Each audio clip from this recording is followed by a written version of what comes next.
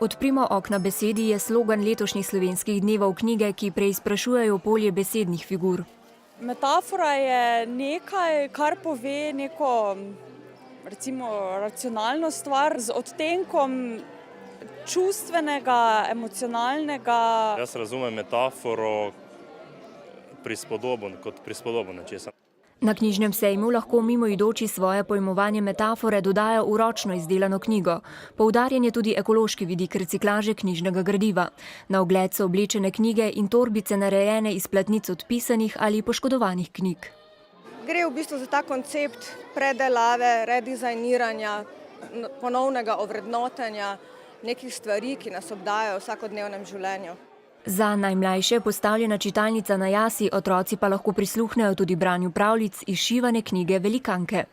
Ta šivana knjiga Velikanka je zaradi svojih materialov, velikosti in svoje interaktivnosti pravzaprav igralo in učilo. 23. april je svetovni dan knjig in z namenom spodbujanja bralne kulture se na sejmu predstavljajo tudi založbe. Seveda si ne domišljamo, da lahko kakšna literarna kampanja ali pa literarni festival, kot so Slovenski dnevi knjige, naredi iz nekoga bralca, zagotovo pa lahko prispevajo kamenček v tem procesu.